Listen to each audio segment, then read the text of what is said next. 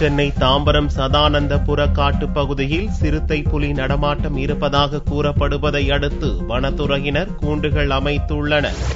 சென்னை தாம்பரம் அருகே சதானந்தபுரத்தில் வனத்துறைக்கு சொந்தமான காப்புக்காடு பகுதி உள்ளது. இப்பகுதியில் மான், மயில், நரி போன்ற விலங்குகள் உள்ளன. இப்பகுதி அருகே வனத்துறையினரின் ஆய்வு மையம் உள்ளது. இந்நிலையில் கடந்த வெள்ளிக்கிழமையன்று ரமேஷ் என்ற காவலாளி பணியில் ஈடுபட்டிருந்தார். அப்போது காட்டுப்பகுதியில் இருந்து மான்கள் அலறியடித்து ஓடி வந்துள்ளன. உடனே அப்பகுதியை கண்காணித்த போது சிறுத்தை புலி ஒன்று மான்களை வேட்டையாட முயற்சிப்பதை கண்டார். இது குறித்து வனத்துறை அதிகாரிகளுக்கு தகவல் தெரிவிக்கப்பட்டது.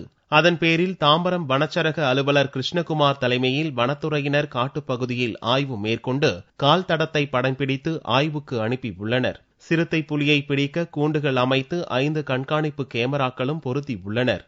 வழக்கமா மான்கள் வந்து தண்ணி குடிக்குமா, அந்த தண்ணி குடிக்கும் போது அந்த இடத்துல சிறுத்தை புலி வந்து வெளியே நின்று இருக்குது. அந்த சிறுத்தை புலியை பார்த்து அவங்க அச்சமடைஞ்சு பொதுமக்கள்கிட்ட சொல்லியிருக்காங்க. ஆனால் அந்த சிறுத்தை புலி பொதுமக்களுக்கு எந்த ஒரு இடையூறும் செய்யல. இருந்த போதிலும் மக்கள் கொஞ்சம் அச்சத்துடன் இருக்கிறாங்க. உடனே சனிக்கிழமை காலையில் வனத்துறைகள் வந்து அங்கங்கே கேமரா வைத்து எங்க இருக்குது நடமாட்டம் இருக்கு சொல்லிட்டு பார்த்துட்டு இருக்காங்க. செங்கல்பட்டு அருகே காட்டுப்பகுதியில் நடமாடியதாக கூறப்படும் சிறுத்தை புலியே பிடிபடாத நிலையில் சதானந்தபுரம் காட்டுப்பகுதியில் சிறுத்தை புலி நடமாடுவதாக கூறப்படுவது அப்பகுதி மக்களிடம் பெரும் பீதியை ஏற்படுத்தியுள்ளது.